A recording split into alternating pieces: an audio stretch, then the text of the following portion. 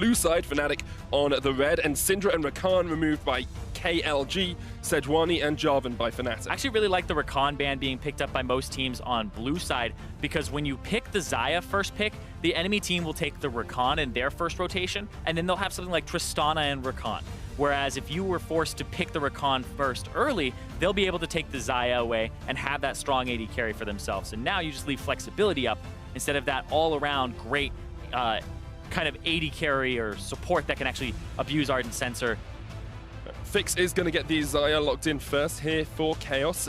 And what we tend to see is then, Tristana perhaps left until the second rotation of this first set of picks and bans. The Rek'Sai locked in early for Broxah as well. More of an aggressive jungler, something that we saw a little bit of him doing yesterday. Jesiz going for the Janna does give us that Ardent Sensor early on, Zirene, and Jesiz is very happy about the fact he can just stand in lane and press E. Yeah, he looked pretty pumped up there that, nope. He got that Janna and he's ready to go, but this will allow them to pick the Tristana later, leave it for even further down, because I feel like for Rekkles, he just plays so many things at a high level. We saw him play the Varus when he got banned out, and it didn't matter. So this guy is just comfortable on so many different champions, and the diversity that he's brought to the table is something that he's always had in his back pocket, but he's always had favorites in terms of champions or the trifecta that he would like to pull out. I have to see if they do decide to get the Tristana early on here. It's a Lulu and a Gragas for Kaos Latin Gamer. This is the trend we tended to see across planes. You get your AD carry, jungler, and support before that second ban phase, and then you look towards your mid laner and your top laner to round it out. Yeah, sometimes people, I believe, will pick their mid laner early on and then allow the counter pick on the red side right before the bans. It's something we started seeing in North America very frequently, was red side would pick their AD carry or their support early on, and then they would go ahead and just leave some other things up and pick their mid laner as that third pick. Fnatic taking a bit of time over this next ban. They are going to remove Talia from the pool, something Plugo plays incredibly well alongside the Orianna, of course. And now Kaos Latin Gamers respecting Cap, saying we don't want to have to deal with your Aurelion Soul. Yeah, it's actually been banned against him previously as well, making sure that he's not able to pick up that champion and, throw the kind of the spanner in the works. It was banned against him by Hong Kong Attitude in that match that went the distance. We'll see what the response is here, because a lot of mid laners being banned out. That pool is getting a little bit thinner, but it's always a very large pool. Kassadin, Corki, Cassiopeia, Orianna, there's just so many. Ryze as well is something we've already seen Cap play this tournament, so there are so many different options for him. Fnatic removing Cho'Gath from Kaos Latin Gamers, something MANTARRAYA is incredibly good at playing, and a top laner that is just relatively safe in lane but can have such impacts as you get later on into the game. Nice call on the Ryze there, being banned away. It's just something that a lot of teams don't have the time on just yet, or the time against. It's something that you would have had to kind of predictively jump up. It was jumping up a bit in solo queue, but whether or not it was going to be a high competitive pick had yet to be seen until just a few days ago. And there's the Orianna, and with Cassiopeia being nerfed, she's even got a harder matchup against the Orianna. LeBlanc jumps to mind as something you could potentially play here. With the Syndra banned away, the Ryze and the Talia. Corki would be a neutral matchup, and then you'd have double AD carry with Ardent Sensor. And that's the thing, you've got all of these different ideas for compositions that run through your head at this point. I'm sure Kaos Latin Gamers will have come in with a plan. At the moment, it is looking a little bit like a protect the AD carry comp with perhaps something else on top, but instead they go for the Galio, a little bit less damage than I like to see from a comp. This is a very low damage composition. This is going to rely a lot on Fix. We talked about how he got fed on the Kog'Maw, but then he wasn't able to deliver. Now they're going all in on that. Previously, Kaos Latin Gamers earlier today played a Jarvan and Galio composition. Now it's the Shen plus the Galio. Little more protection, but it's not a Kog'Maw. It's a Xayah. A little bit more based around that mid-game power spike. Having a lane phase that does have good wave clear in it and could potentially bully. So I'm watching this bottom lane here, which is very strange, because Kaos Latin Gamers, this is Fix and Slow going up against Rekkles and Jesiz. This is a risk that you are obviously willing to take as Kaos Latin Gamers, but it's a gamble.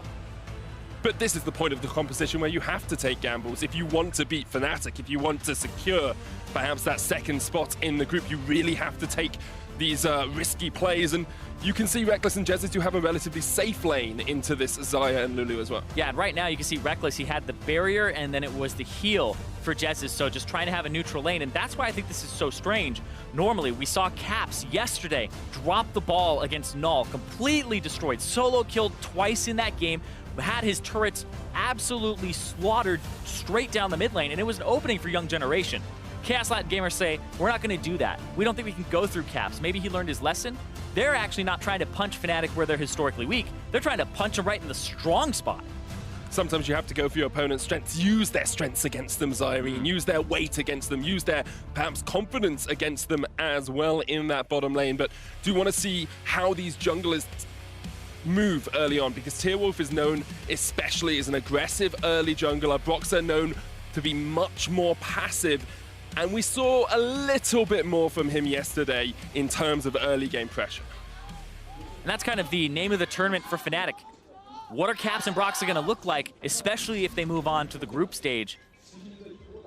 Well, I have to see how they look at the moment, because Fnatic have not secured that first seed yet. They have 2 more games today, one against KLG right now and one against Young Generation later on, and they will be looking to continue this trend of Tier 1, Seed 1 teams winning. We've only seen one upset for a Tier 1 team, that was Hong Kong Attitude versus Fenerbahce. And that's actually our next game as well, Zirene. Yes. So lots of action coming up here today. The group's not decided until the very end right here, because it could be the Kaos Latin Gamers versus Young Generation rematch, with both of them being at 1 win and 3 losses, right? And then having a tiebreaker. There may be multiple tiebreakers that happen here. The Hong Kong Attitude, Fenerbahce one, that's one that could end up having another game as well. And more League of Legends is better. Yes. I think we can all agree on that. I've managed to switch my sleep schedule around, so I'm ready to go the whole hog, the full distance. You just hit me with the schedule. I love it. I love it. Well, you hit me with the Fenerbahce. Yeah. Proper pronunciation. It was very well done. Let's focus back in on this game, though, Zirene.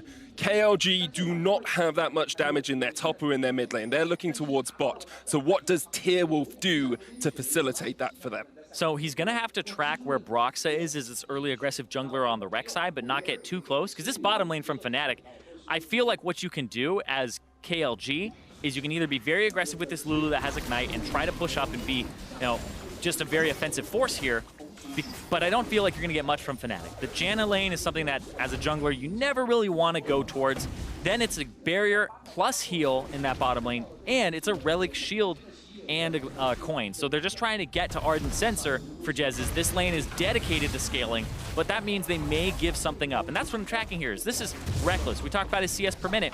He's already off to the races with his CS, basically leaving nothing up to chance or in the opponent's hands, just dictating it immediately, even though the lane is supposed to be a bit more passive. Did start off in the lane, which gives KLG the knowledge that Broxah probably isn't starting on his blue side jungle, probably up towards that top side. So Tierwulf can play around with that little bit of intelligence he has. KLG are able to force Rekkles and Jesiz back a little bit, push them off this wave. And on the rest of the map, we're seeing a slight advantage for MANTARRAYA in that top lane over sOAZ. I'm only going to do that once, I promise. Really? Not going to do it every single time. Okay. Well, see him up about 8 CS in the top lane. I almost did it. I thought about it. No MANTARRAYA from me. You can bring it out when he makes the game-changing play. I gotta feel it. Yeah, I didn't get to cast KLG yesterday, so I had it stored up. I had all of those extra Rs just sitting in my back pocket. I had to bring a few of them out early on. We'll eke them out. We'll drip feed the Rs into this game as we go. Yes, Doctor. Thank you, Nurse Zirene. KLG looking up towards the top side. Tierwulf is around here, but it's so hard to gank a Maokai early on. In fact, all of Fnatic's lanes are very difficult to get a purchase on if you are this Kaos Latin Gamers jungler. Yeah, if you're just playing safe, you can see all of Fnatic's lanes are actually playing underneath their turret, but they're not taking much in terms of turret damage, and at the same time, Tierwulf, he's not able to get much when these guys are underneath turrets. You don't really have too many fantastic divers with the Gragas. Is he going to pair up with the Galio or the Shen to make that happen? Not really. And it's very difficult to get dives on these members, like you said. The Maokai, very difficult. Caps has Cleanse. So you'd have to be taking a very large risk if you're KLG's jungler of Tierwulf to actually make something happen. probably be okay with the early game going relatively even. It looks like Broxah is actually coming down towards the bot lane, so we might see Fnatic being the first team to enact a gank. Slow and Fix have pushed up here, and Rekkles is on the aggressive warpath. Broxah looking for the knock-up onto Slow. There it comes for TP in behind them straight away. It's a bait, mate, says Zirene, and now Rekkles gets ignited. Looking for the blade caller back. A good double taunt. Rekkles with the heal jumps away and will escape for the time being, but Plugo is not quite done. Fnatic able to get away, but baited in well by the Kaos Latin Gamers. Yeah, the reason I think that's a bait is they saw Broxah kill the ward on their Pixel Brush using the Scryer's Bloom and saw him move down. So Broxah is 100% moving towards bottom. Plugo put himself in a position to get them from behind with his teleport, and he was looking for just a little bit more once they committed, but he wasn't able to get much. Did burn his flash. Caps now has flash advantage in that mid lane. Broxah is coming down towards bot lane once again and has a flash of his own, but it looks like he's just going to help push out against this KLG bot lane. I wonder how much gold Jesiz is sitting on. Probably has enough to go back and get a portion of that Ardent Sensor. Yeah, at this point, especially with the Relic Shield, you would think so. You can see he's up 300 gold. A lot of that is from the fact that he has the coin. Both of them are about 190. But then the gold that has been given over by the Spoils of War, actually I believe 180 gold, as it's Targon's Brace that's been upgraded here. So Targon's Brace, I do want to take a second to talk about this. It's about a 500 gold sink, about 800 overall when you're buying the whole thing, a little bit more than that. But when you buy this item, it's not exactly cost-effective right away, but it has gold per 10 on it. Hold on. Plugo's going to put a lot of damage down to Broxah. The smite comes out for the health. Here's Caps from the side, but he hasn't got 6, just the command protect. Now Caps forces Plugo away. Tierwulf helping out with some trades here as well. Caps is going very aggressive as he pushes in towards Tierwulf. But not going to be able to get too much more out of that. Yeah, they decided not to go ham there, especially since Plugo used his flash earlier on. But looks like Tierwulf is just going to go for the trade. Plugo. Tierwulf looking for the trade as well. Stand United comes in. It's a bait once again as MANTARRAYA joins the fray. Flash torn in. Cap still not 6. Broxah no flash of his own. MANTARRAYA and Plugo are looking for the chase, but cannot quite get on towards that Rek'Sai. So I was trying to see what was going on there. MANTARRAYA was 5 in the top lane. He barely hit 6 there, and then he goes in. So that's what they were waiting for, and that's why Tierwulf felt confident to stick around in that bush.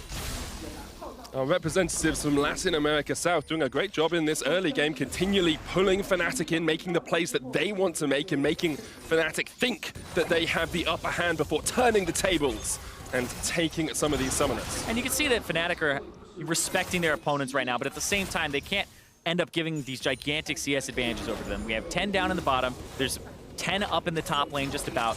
And now we're looking at Tierwulf being able to bully Broxah a bit with a level advantage. So if you give them a lot with this composition, that's exactly what they need. They need Fix to have an advantage. They need to get their tanks to a point where they can dive, because this composition, when it hits mid-game, you need to keep diving. That's how you push the pace with this low damage comp, is when you hit those tanky spikes, just get under the turret, keep going, hit their low mobility carries, like the Orianna most likely than not, and try to just blow people up and use that, kind of flex muscles with the items you have.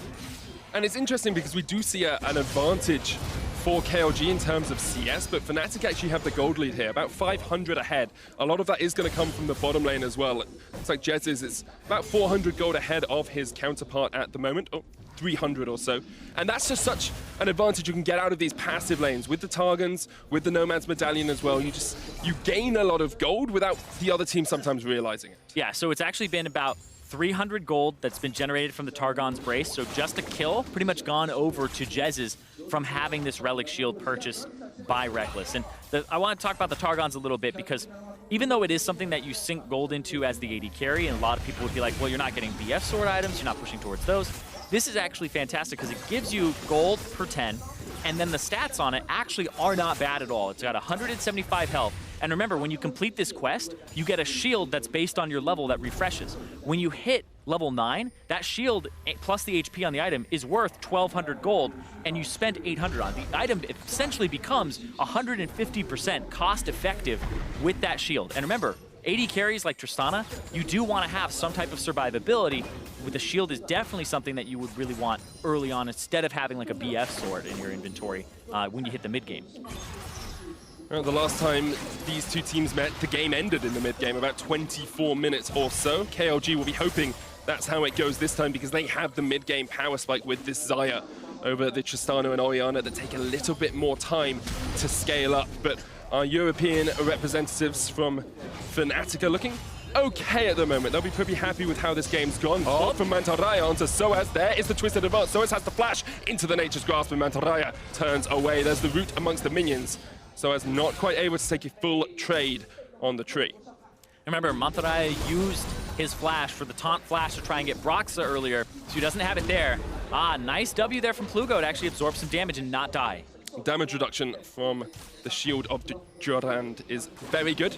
We're just rolling all our R's now? Yeah. Okay, see, here's the thing. I have something called a roticism, so I struggle to pronounce R's in the best of time, and rolling them helps with that, which is why I love the name MANTARRAYA in that top lane. And he's doing a pretty good job thus far. Now picked up his Tiamat, looking perhaps towards the Titanic Hydra, as he's got a Ruby Crystal and a longsword for himself as well. sOAZ has answered that. He said, I'm going to get a Balmy Cinder, and I'm going to get a Bramble Vest. Yeah, when you're up against this composition that has Fix as the primary source of damage, I feel like what you do here is you go for mostly armor, and you can maybe buy, I would say, an adaptive helm, because you're going to most of Galio's damage is the ticks over time from his Q, and then also the Shen pass through of Q hitting multiple times. So in terms of magic damage, it would be that. Maybe you get a single one, just kind of rely on Gargoyle Stoneplate or Spirit Visage, but I would say Adaptive Helm may be the best one in this situation if you feel like you're going to take much damage from those other guys. I want to take a step back for a moment here, Zirene, as well. It's a relatively slowish early game. We're 10 minutes in, not too much has happened. We've seen Summoner spells traded, but I really want to look at Kaos Latin Gamers and their position in the tournament. Currently sitting at 1 and 2, beating Young Generation yesterday and then losing them to them today. And we're starting to see these aggressive plays that KLG are known for, as Tierwulf flashes in onto sOAZ. Twisted Advance trying to keep himself alive. There's the Bramble Smash as well, knocking them back. MANTARRAYA and Tierwulf will not go for the engage. Wow, so they end up getting out of there, and that was actually Tierwulf's flash to try and get him. And sOAZ did a fantastic job there because he used the Twisted Advance as the ultimate, the explosive cast from Tierwulf was coming out, and so he actually avoids it with the untargetability there, so he doesn't fly completely back. That's actually really strong stuff. I didn't see that originally. That's sOAZ showing that he's mastered a champion that he doesn't enjoy playing too much. He's been known to call Maokai a dog champion before because he really doesn't enjoy it, but still doing what he needs to do for this team, doing what he needs to do for Fnatic to win. And Broxah is looking up towards this top side, trying to get the first kill on the board. Nature's Grasp comes out, and they're looking for the dive onto MANTARRAYA. Plugo's on his way up as well, and I think that will dissuade Fnatic from going any further. Yeah, the ultimate would actually throw a big wrench in the plans there. Now Plugo walking past, throwing down Q on the wave. Oh. The crowd said it for me. Yeah. I don't think we need to say anything more about that. Caps. TP onto 2. Broxah is just showing himself top. I think he was trying to get him to cancel the TP maybe, but MANTARRAYA just comes back. You don't really have the damage to deal with a Shen. Yeah. If he chucks down Spirit's Refuge underneath that tower, he'll be okay. And meanwhile, Kaos Latin Gamers playing on the other side of the map. They forced Rekkles and Jesiz back. And the reason that they're able to do this is because Broxah has just been topside. They saw him there with the gank, then MANTARRAYA back, then he TP'd and he showed himself again. 100% you have control of the bottom side. First Tower Blood for KLG. They'll be very happy with that. Broxah is starting up the Rift Herald, and still Fnatic in a very slight gold advantage. MANTARRAYA is here to try and deal with this. Here comes Plugo as well. It's a 2v2. Cap's not on his way yet, and of course no Shockwave, because he already used that in the lane. sOAZ with the Twisted Advance trying to dodge the shield of Durand, but there comes the taunt, and now sOAZ is having to run up towards the top side. Here's the hero's entrance. sOAZ so low, gets taken out. First blood. KLG is MANTARRAYA and Plugo combined. And it hasn't leashed. Oh, cast a curse. Cast a curse. They just need to go more to the right. Just go more to the right. Oh. We've seen Rift Herald plays work out today. We've seen Rift Heralds abandoned, left alone in the river, all by their lonesome. But KLG will be very happy that they went across to try and deal with that. Tierwulf now being aggressive. He's got Lulu coming up too. Lulu's on her way. There's the Wild Growth Boxer knocked up. Flashes, smites as well, and just survives, gets himself out. Does not get the red buff, but I'm sure he'll be happy with keeping his life. That actually looked like Tierwulf didn't have enough mana to use the ultimate, and then as soon as he went over, yeah, it was, okay, he barely got enough there. But right here, watch Caps. Caps actually just hanging out mid, and he doesn't roam up. He decides to get priority, and it looks like Fnatic didn't want to completely commit to this, and Caps could have been on the backside of this fight, but they decide to abandon it. And it's just really interesting they did that. It's probably because he didn't have Shockwave, but you would have had a numbers advantage as Fnatic. Perhaps a bit of inexperience there, a bit of placing in your priorities with Caps not having had the best tournament thus far. He's just saying, well, I need to get ahead in lane. I need to be able to get the pressure in. And KLG is showing that if you work as a team, you can get these advantages. First blood, first tower, and forcing Fnatic back. Right now, they've swapped the lanes. You can see that KLG want to get another turret and just use this combination that's been winning for them, and it's up in CS right now. I said it was a gamble to kind of put Fix on this Xayah up against Rekkles, who always seems to CS well come the mid game. But right now, he's up, and he's been doing a fantastic job. It's really Caps who has this gigantic advantage over his lane with 40 CS up. And now sOAZ is kind of holding in this top side. He has the Bramble Vest. He actually is in a really good spot. Oh! Vix having to use the Featherstorm to get himself out. Now he will be able to root out sOAZ, and sOAZ needs to be a bit cautious because you do have a lot of damage coming out from that Xayah. Essence Reaver has been completed, and that's a big spike of damage for the bird person in the bottom lane. But see on the opposite side here, the Ardent Sensor has already been completed for Jesiz. And so he's about 600 or 400 gold up right now. And so he's able to complete that early, and that gives Rekkles even more pushing power, allows him to push down this turret, and they're just going to trade top turret for this bottom turret, whereas Broxah is now on the Dragon. And he is looking to secure the Cloud Drake for himself. It's another tower for KLG. They are one ahead for well, not for a very short period of time. They're one ahead for the while, and Fnatic once again on the back foot. We saw a very similar game from them against Young Generation yesterday, where it was incredibly even for the majority of the matchup. MANTARRAYA almost catching out Jesiz, who was just about able to escape in that bottom lane. All right, so now we're at the point where we have one turret down for Fnatic, two for Kaos Latin Gamers, and they're doing a good job of shoving these down. Mid lane is where they need to go next, and they have a good composition for 1-3-1. They have 2 teleports, they have 4 globals total. So right now, you want them to split the map. So KLG want to just 1-3-1, use their mid lane, which would be their bottom lane now, their AD carry, and put them mid, siege down turrets, get objectives, because they just gave up the Cloud Drake. Get this, use this Rift Herald to try and push down that mid and get that next turret for themselves. And you open up the map so much more when you get that mid tower, allowing you to play around the Shen, play around the Galio, play around these globals. They're also trying to play around Broxah getting knocked back. Here comes the TP by sOAZ, but that's going to be a little bit too late here. Now, Fnatic decide to cancel the teleport and lose the Rift Herald, so it's a pure gain for Kaos Latin Gamers. Yeah, they get the kill, they get the Rift Herald. Now they'll have to go back to managing waves, so Tierwulf will back with the Empowered Recall. Get back on the map faster. I love that about Rift Herald. If you just had a scuffle and you're out of mana, you get out much quicker in your base, and you're back on the field. Sometimes it makes me not want to use the Rift Herald, though, because I could have a 4-second back timer. I could just get back even quicker. Plugo having a great lane in this mid lane, and once again, although Caps is ahead in farm here, we are seeing him struggle to have an impact on the map. Plugo now has that Cowl Abyssal Mask. Yeah. It's something that I've been seeing a lot when Galio was just played in the mid, both in solo queue and in professional play, is that this champion is just so hard to get stuff from. So even though you have a 50 CS advantage plus for Caps right now, he's about that 60 mark, it's very hard to get things from this Galio because of his teleport, because of his ultimate, and the damage reduction. So it allows players who may not be, just objectively as good as their counterparts, a way to kind of be alive in that lane and provide for the team. So right now, though, top lane, we're seeing double globals on the opposite side. sOAZ no teleport, so MANTARRAYA could join this. They're just gonna try to siege down this turret here. Tierwulf on the backside. Jesiz uses such an early Monsoon. They give up the tower for this, and that seems to be what Fnatic have been doing a lot over the last couple of minutes. Giving up Rift Herald, giving up TP advantage, giving up towers. KLG now go ahead in terms of gold, 500 gold ahead for the first time in this game, and they are looking very strong here, Zirene. Yeah, it's a hard thing to do for Fnatic and for most teams, is to give things up. Watch as Jesiz checks it. He saw it. Still has to use the flash though. Yes. And that's another summoner given up, trying to get vision, didn't even get a ward in the bush. Just saw that Tierwulf was waiting around the bend. This tournament almost echoes the history of Kaos Latin Gamers as well, because they started off pretty well and then they struggled, and now they're looking to come back. And last split, they actually finished quite low.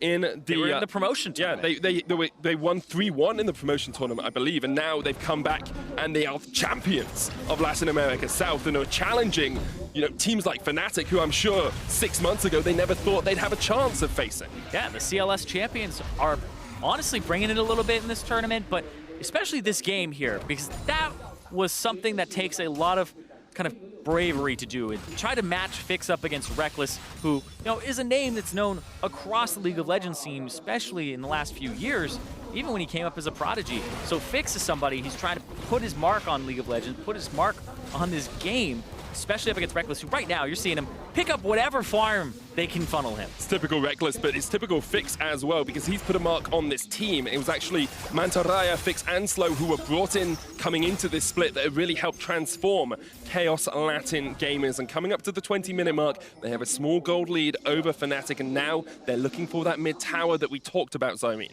Yeah, the fact that they used the Rift Herald on the top side means it's kind of harder to get this one in the mid, of course.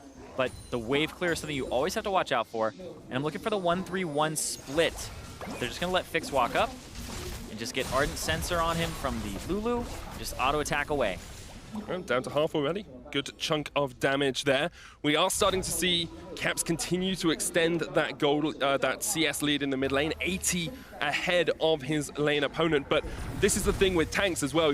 After you start getting a couple of items, the more items you get don't give you as much of a bonus as perhaps they would do on an AP mage. Yeah, and just to put it in perspective as well, he's about 75 CS up right now. He's actually only up about 600 gold because of the 2 kills that went over to Plugo. So he has those 2 kills, he has 2 more turrets worth of gold, and it's just a small difference here instead of a massive one.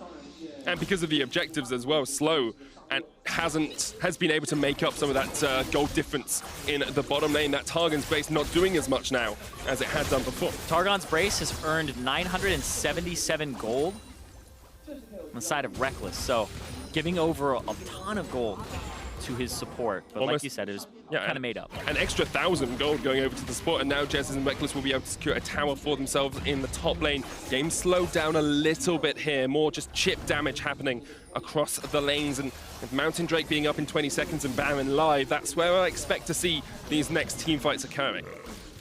And the mid lane is something big right now where both teams are kind of converging around it, and like you said, the Mountain Drake is important.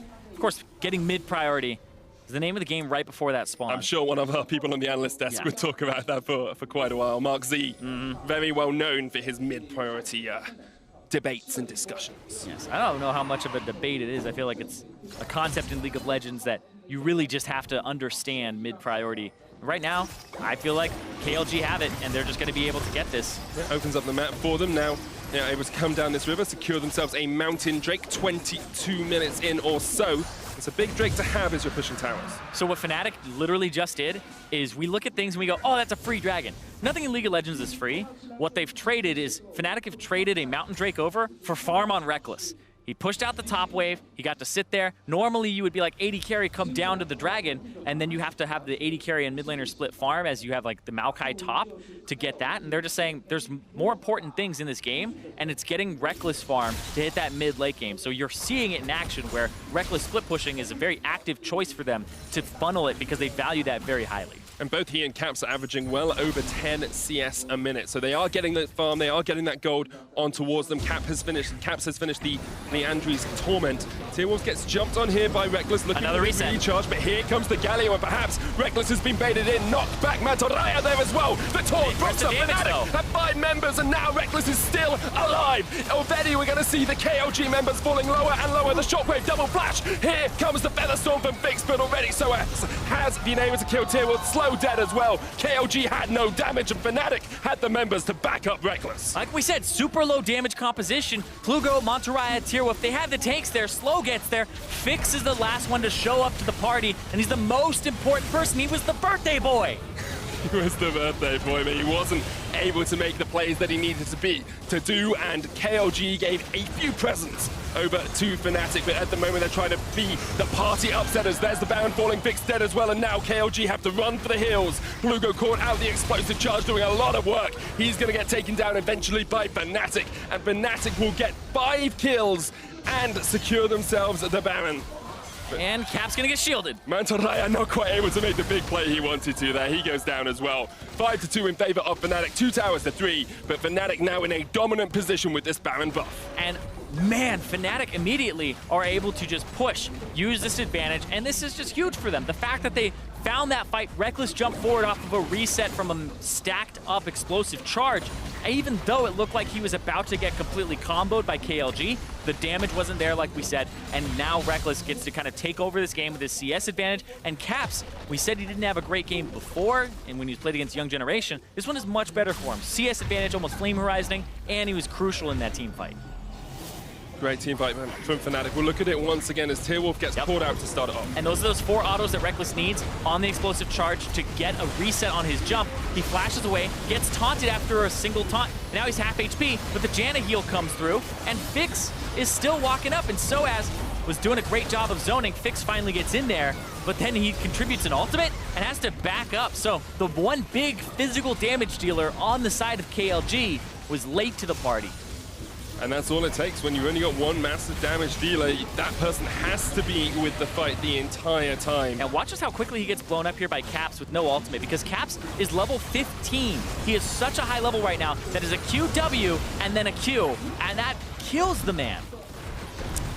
Yeah, my man just dies in that sort of situation. It's not too hard to work out the medical diagnosis behind that, or the medical pathophysiology, as we like to call it, when we're trying to sound smart. Now, bottom lane tower is the next target for Fnatic. 5 turrets to 3 up with an 8,000 gold lead that is just continuing to extend. Fnatic have played to this composition almost perfectly, giving up what they needed to early on against Kaos Latin Gamers, who are more than willing to take those towers and take an earlier gold lead. And now they're just sieging it up.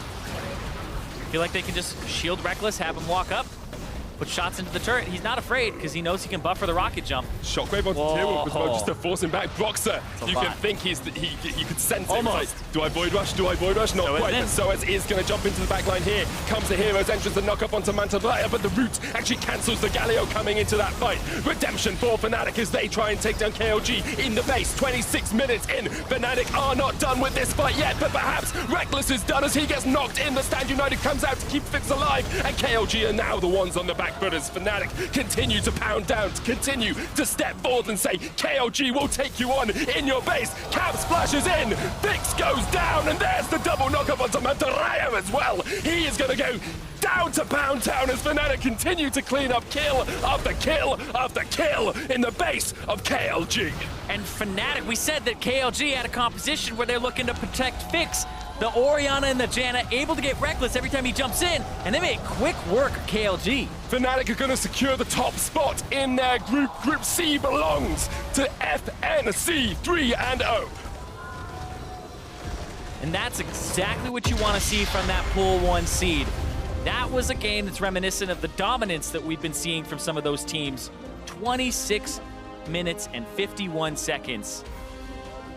It took them some time. It took them some time to really come online, but what I love about it is the fact that they were willing to wait it out. They were willing to give up towers when they needed to, and they knew if they could get that one pick, that's when the game would turn in their favor. Yeah, and Caps did a fantastic job of biding his time and just CSing. He knew that the CS advantage was going to be enough. His level advantage manifested itself at the Baron, and then just giving these shields over to Rekkles when he jumped in, saving him with all that extra AP. There just wasn't enough damage on the KLG side, and Fnatic knew that that was kind of just going to show itself if you let the game get to that mid-game point without dropping anything. If you let Fix get fed, it's a completely different game. But because he wasn't, and because he didn't get his feet off the ground, they were able to just stall it out, make sure nothing happened in the early game, which was what they were trying to do, is just play under turret, and then hit that mid-late game and just have those team fights with Rekkles. Well, to get their thoughts on that win, let's send it over to Dracos and the analysts. Thank you very much, Medic. Now, in an earlier game today, Kaos Latin Gamers, they tried something in draft. They tried putting everything on to the AD carry. It did not work. They tried again. Tell me what happened, gentlemen. It did not work. And like Rusty was saying, you know, this is something that they do domestically a lot. Yep. But I think it's time to realize that it doesn't work here. And I felt like they were too slow to learn that lesson. They try and go all in once again with that strategy, and it completely comes up flat.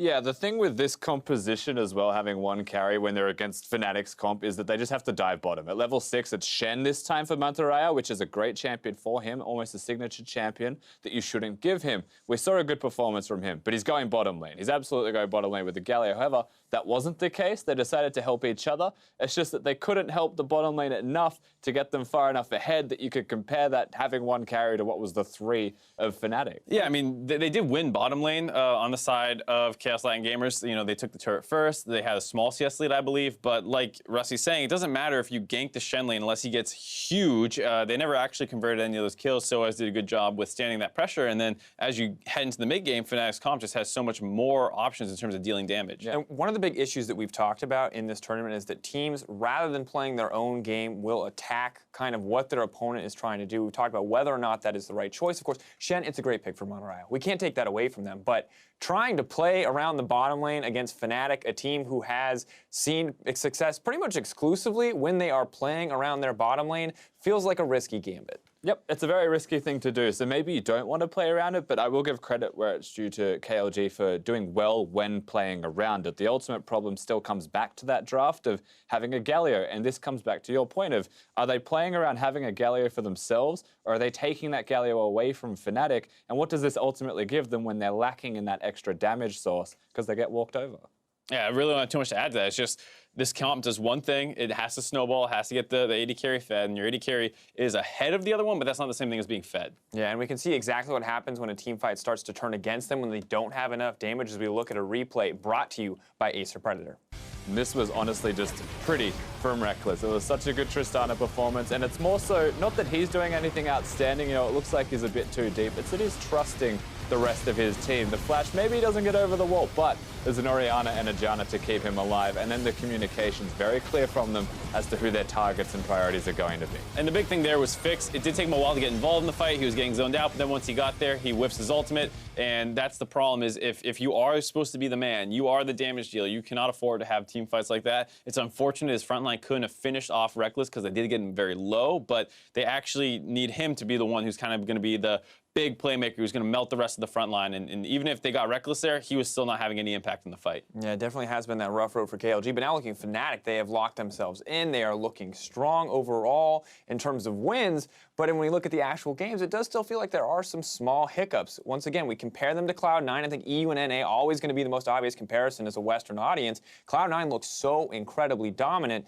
Fnatic still appear to be struggling. Yeah, Cloud9 were just much more dominant in all of their games. It was a clean 4-0 from them and very much deserving of that first place. When you highlight Fnatic's shaky performances, there's positives in all of it. Their bottom lane has always been a consistent positive. Caps shows up in this game, but there's still the fundamental of how are they getting caught out of position? How's the top side now suddenly struggling? And why is there always one place that is a question mark for them instead of just being a 5-man clean game? I think the one thing that's good for Fnatic here is that while the mid lane does seem like potentially a exploited position if the enemy team throws a lot of resources there, none of the second seeded teams seem to have that as their primary focus. If they were going up against Cloud9, I think that's very, very scary with how dominant Contracts and Jensen have been together, but it doesn't feel like anyone that they will actually have to play in the elimination stage has that amount of synergy around the mid lane. Yeah, and really curious to see what they're going to adapt, what they're going to focus on now. Obviously, still some time to improve, still some room to kind of mix things up, to try something new. We're going to see what they decide to do with that. Well, to hear more about the newest team to promote into the play-in stage, let's send it over to Fish and Fnatic's AD carry. Thanks, guys. I'm here with Rekkles, AD carry for Fnatic after their victory. Rekkles, you missed out on coming to Worlds last year, but now you're back. How does it feel to be back on the world stage? Obviously, it feels really great to be back. I feel like I wasn't complete as a player after I missed out on Worlds last year. It really didn't feel like I accomplished what I strive to accomplish in my career. So obviously, it feels really good to be back. But at the same time, I don't really feel like just going to Worlds is something I can look for these days either. I feel like I have to go further than that. So for now, as a team, we are obviously taking each game by game. We need all the wins we can get. But getting like top 8 or top 4 at Worlds would definitely be a dream of mine, that's for sure. We can get into that a little bit later on. I really want to talk about this play in group stage so far, because a great strong start. You're 3-0. You still have one more game later on today against Young Generation, and they looked very different today than they did yesterday. Are you guys confident going into the match, and what are your thoughts on going into this final match? Well, judging from both today and yesterday when we played them, I think they are much better than the result shows for them. I think they are not necessarily a 1-2 team. I think definitely they should be the second seed coming out of this group. So we're not taking this match any lightly, especially since if we were to give them a win, that would automatically make sure that KLG are out. So we're going to try our hardest to give them a fair fight in a potential tiebreaker. But either way, I don't think the match will be any easy. So we're going to have to come in prepared and make sure we do it properly from the get-go. Well, that's great to hear. And finally, no, you just said that you kind of want to go top 4, top 8. You're looking towards the future, moving out of the play-in stage potentially. What is it going to take for Fnatic to go the distance and try and make it all the way at Worlds this year? I feel like the most important thing for us as a team is that we are one, like we are a unit together. There's no like mental distress or anything like that. I just feel like if we are all as one, all really like hungry to win, then we're gonna be like a really strong team in this tournament. So, for example, yesterday in the YG game, I felt like we dropped the ball a little bit and we got stressed out, which normally doesn't happen. So if we can just address some of those issues, I feel like we can definitely go like pretty far in this one. But as I said before, you know, we just want to take game by game, and we're gonna have a best of 5 on Thursday or Friday. So it also depends a lot on who we're playing against, but I think our chances are good. I think we can do it. Well, that's great to hear. Best of luck in your match later on against Young Generation, as well as throughout the rest of the world stage. We're going to send it back to you guys. No, we're not. We're going to go to a very quick break, but we have more League of Legends action coming up next.